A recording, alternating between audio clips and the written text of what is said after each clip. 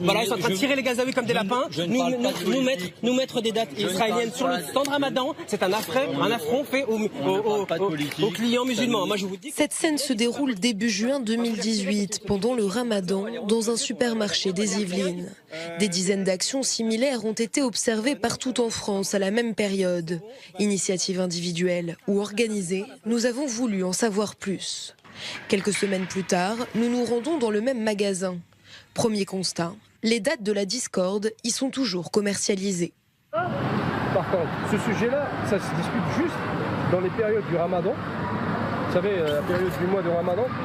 Chaque année, les chefs, ils oublient qu'il y aura toujours le contenu. Ils oublient l'année, et donc ils oublient, ils savent pas. Quand ils voient le rayon oriental, ils savent pas c'est quoi ce qu'il faut mettre et c'est ce qu'il faut pas mettre. Les employés ont reçu l'ordre de leur direction de ne pas entrer dans des considérations politiques avec les clients.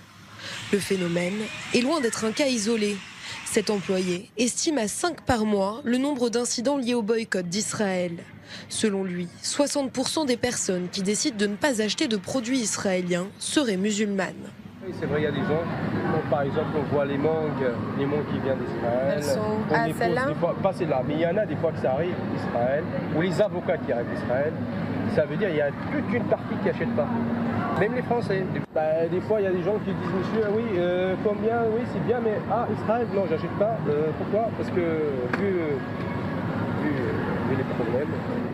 Au rayon cachère, un distributeur nous explique que les produits israéliens ne sont pas les seuls à être visés. Ces marchandises ont déjà été vandalisées à plusieurs reprises dans le magasin.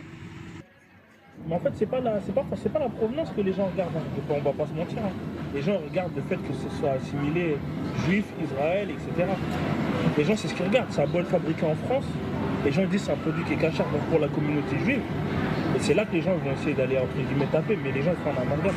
Les actions sont parfois plus politisées et plus organisées, comme à Bobigny, en Seine-Saint-Denis, en janvier dernier. Des militants France Insoumise, sympathisants BDS, se filment dans un supermarché et interpellent la gérante. En l'occurrence, la loi en France, elle autorise à vendre les produits issus des colonies à condition de les étiqueter comme tels. Ça n'est pas le cas, évidemment. Vous vous doutez bien que les gens y seraient sensibles.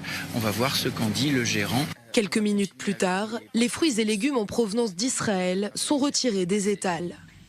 Depuis, ils ne sont plus proposés à la vente, comme nous le confie la responsable.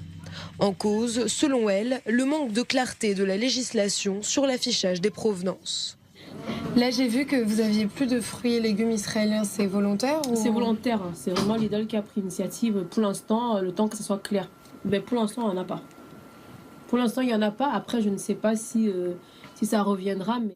Depuis 2015, un arrêt de la Cour de cassation fait de la France l'un des rares pays à interdire les actions de boycott d'Israël. Pourtant, selon plusieurs organisations communautaires, ces incidents se multiplient.